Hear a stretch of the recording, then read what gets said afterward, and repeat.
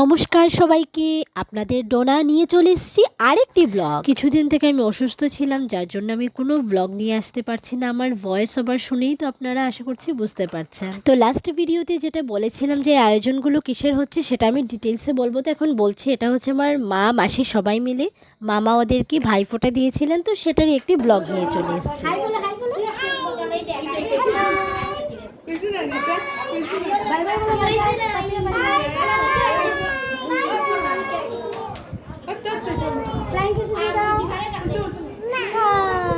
এবারে যাকে দেখতে পাচ্ছেন উনি হচ্ছেন আমাদের বড় মামা। পদবিটা যেরকম বড়, ঠিক সেরকম সবাই আমরা ওনাকে ঠিক বড়োর জায়গা রেখেছি। ততটুকু শ্রদ্ধা করি, ততটুকু সম্মান করি, সবাই মিলে পুরো পরিবারের সবাই আমরা সেই মর্যাদাটা দেওয়ার চেষ্টা করি। আর বড় মামাও ঠিক ঘরের খুঁটি যেরকম দাঁড়িয়ে থেকে সবাইকে আগলে রাখে, ঠিক বড় মামাও আমাদেরকে সেভাবেই আদর যত্ন করে এভাবেই রেখেছেন। আর ওদিকে তো দেখতে পাচ্ছেন বাচ্চাদের আর ডান্স, কি বলবো, ওদেরই দিন, পুরো ডান্স আর পুরো ঘর একদম ওরা মাথায় তুলে নিয়েছে। এখানে সবাই প্রিন্সির মামা মাসি সবাই প্রিন্সিকে নিয়ে মজা করছে, আর ওরাও সবাই খুব আনন্দে আছে। তার অন্য সাইডে বোনেরা, মানে আমার মা মাসি, ওরা সবাই মিলে ওয়েট করছিলেন যে ভাইয়েরা কখন আসবে আর কখন ওদেরকে ফোঁটা দেওয়া হবে। তো বেশি সময় লাগেনি, কিছুক্ষণের মধ্যেই সব ভাইয়েরা এসে পড়েছিলেন। গাইস, গিফট ওপেনিং হচ্ছে, ভাইফোঁটার গিফট। ভাইফোঁটার গিফট দেখি কি পায়। ভাইফোঁটার গিফট ওপেনিং।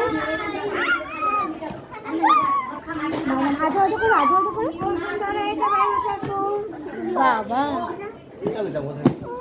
সেটা আমার ওই যে ব্লুটা আরো কালার দেখো। আই থিঙ্ক তোমার ব্লু দেখো, তুমি দেখো এই কালারটা আমার ভালো, তোমার ভালো লাগে। এটাও সুন্দর, এটা বড় আমার লেগে হলে ঠিক আছে। এই কালারটাও মাম পায়। তোমার যদি ওই যে এই ব্লু যদি না থাকে তো এটা নিতে পারো, না হয় এটা নিতে পারো। ওটা তোমার লেগে কিন্তু আমি লইছি, এটা কিন্তু ছোট আমার লেগে কইলাম না, ছোট আমার লেগে লইছি।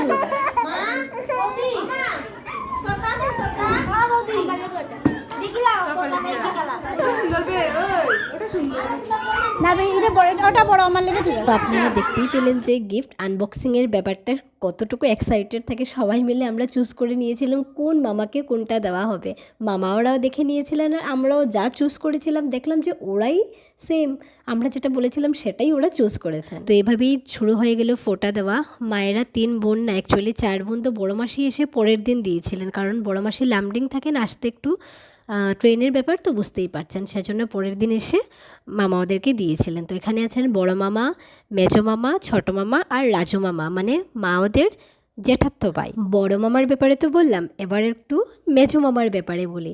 আমাদের পরিবারের সবাই কিন্তু ওনাকে ভয় করি, কিন্তু একদম খোলা মনের মানুষ, যা বলে সামনে বলে দেন।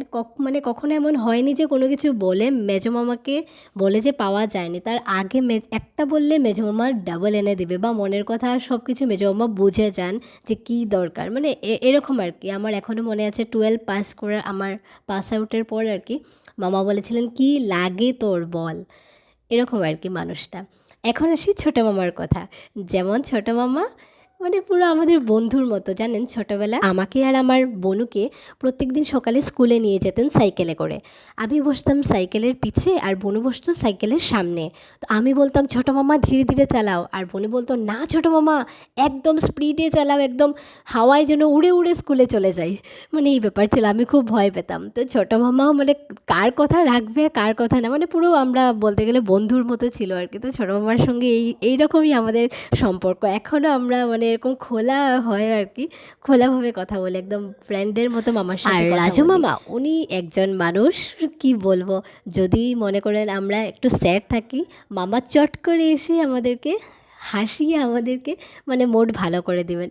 একদম মানে খোলা মনের মানুষ যেটাকে বলে, একদম সরল টাইপের মানুষ আর কি। ভীষণ মানে মামাদের ক্রাইটেরিয়া বললাম তো, সবাই এরকম সত্যি অনেকটা নিজেরাও মানে হ্যাপি ফিল হয়, আর নিজেরাও প্রাউড ফিল হয় যে এরকম যে মামা আমরা পেয়েছি, মানে অনেক ভাগ্যের ব্যাপার। আর মাসিরা তো কী বলবো, সবাই মার মতোই।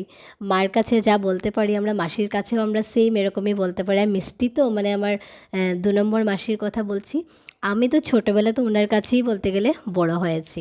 তো এই ছিল আমাদের ব্লগ। কেমন লাগলো আপনারা জানাবেন। সবাই ভালো থাকবেন, সুস্থ থাকবেন। দেখা হচ্ছে শিগগিরই।